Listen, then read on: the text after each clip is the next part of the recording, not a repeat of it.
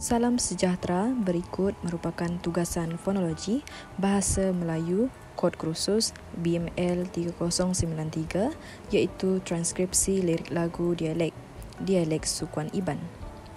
Ribuan terima kasih kepada pensyarah kami iaitu Dr. Husna Faridza binti Muhammad Rizwan kerana telah membimbing sepanjang menjalankan tugasan ini. Kami daripada kumpulan 5. Berikut merupakan ahli kumpulan kami iaitu terdiri daripada Lambert Agustin, Yusnina Maria Anak Muri, Nurimah Nashira binti Nasir, Muhammad Amin Inafi dan juga Nur Airin Husna binti Muhammad Rizwan. Saya, Yusnina Maria Anak Muri, bernombor matrik D2024 111 3280 akan membentangkan bahagian pengenalan. Pengenalan, proses fonologi dalam lagu ini melibatkan koartikulasi atau artikulasi tambahan. Artikulasi tambahan atau koartikulasi ialah sebutan tambahan yang terjadi akibat daripada pengaruh penyebutan sesuatu bunyi tersebut.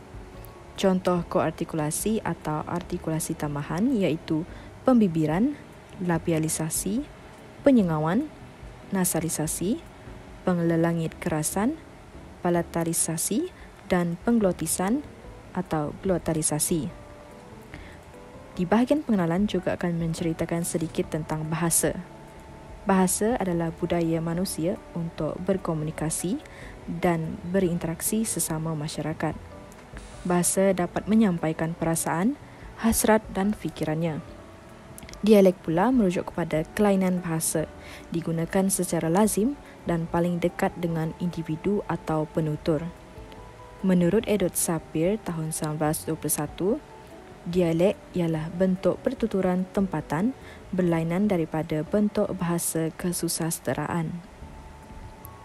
Manakala dialek sukuan Iban adalah digunakan oleh etnik Dayak dari suku Iban, terutamanya di Sarawak, Malaysia dan juga di Kalimantan Barat, Indonesia. Di Sarawak, bahasa ini bukan sahaja digunakan oleh masyarakat Iban, tetapi ianya juga berfungsi sebagai bahasa perantaraan antara pelbagai kumpulan etnik. Bahasa Iban berkait rapat dengan bahasa Melayu dan tergolong dalam keluarga bahasa Austronesia. Dianggarkan bahawa sekitar 60% kata dasarnya berasal daripada bahasa Melayu. Berikut menunjukkan objektif kajian kumpulan kami iaitu yang pertama, mengenal pasti perkataan yang mempunyai artikulasi tambahan pada dialek sukuan Iban dan bahasa Melayu baku. Seterusnya, yang kedua, membandingkan perbezaan dan persamaan perkataan yang mempunyai artikulasi tambahan yang terdapat dalam dialek sukuan Iban dan bahasa Melayu baku. Berikut merupakan lirik lagu dialek sukuan Iban. Kami mengambil tema kasih sayang dengan tajuk Kasih Sayang Ibu. Seterusnya merupakan lirik lagu Kasih Sayang Ibu dalam bahasa Melayu baku.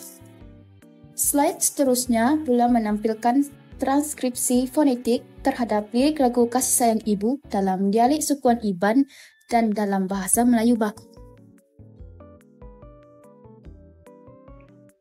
Seterusnya, proses fonologi koartikulasi atau artikulasi tambahan. Proses fonologi yang pertama ialah proses pembibiran atau dikenali sebagai proses labialisasi.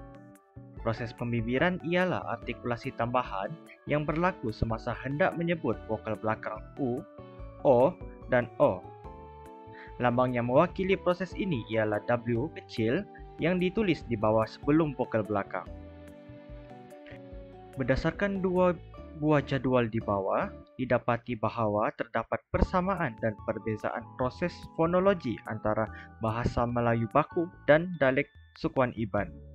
Persamaan proses pembibiran dapat dilihat melalui perkataan ampun dalam bahasa Melayu baku dan dialek sukuan Iban, di mana kedua-duanya mengalami proses pembibiran.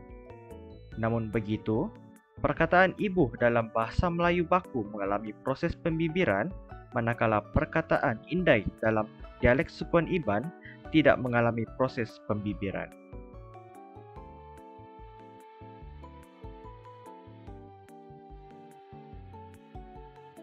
Proses fonologi yang kedua ialah proses penyengauan atau dikenali sebagai proses nasalisasi.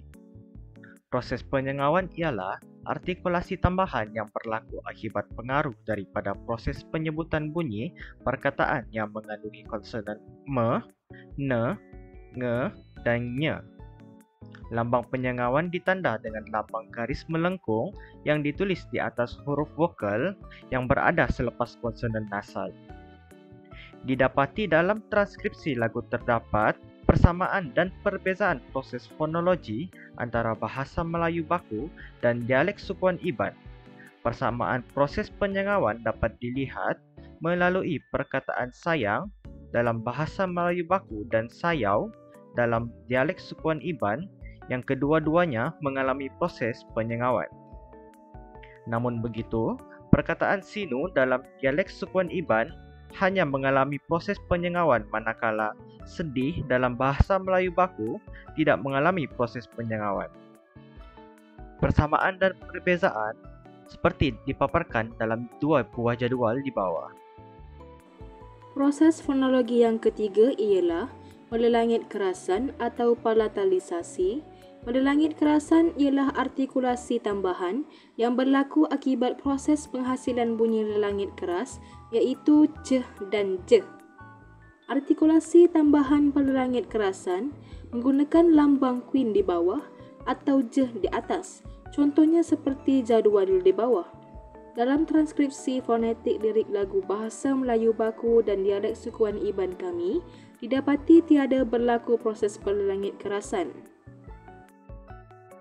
Proses fonologi yang terakhir ialah pengglotisan atau glotalisasi. Proses glotalisasi ialah ciri suprasegmental yang berlaku sebelum penyebutan bunyi vokal. Berlaku pada awal bunyi vokal yang hadir pada perkataan yang disebut secara satu-satu. Proses pengglotisan ditanda dalam lambang glotis. Persamaan proses pengglotisan dapat dilihat melalui perkataan aku dalam bahasa Melayu baku dan dialek sukuan Iban yang mengalami proses pengglotisan. Berlaku perbezaan proses pengglotisan iaitu hati dalam bahasa Melayu baku tidak mengalami proses manakala ati dalam dialek sukuan Iban mengalami proses glotalisasi. Jadual di bawah memaparkan perbezaan dan persamaan proses pengglotisan antara bahasa Melayu baku dan dialek sukuan Iban.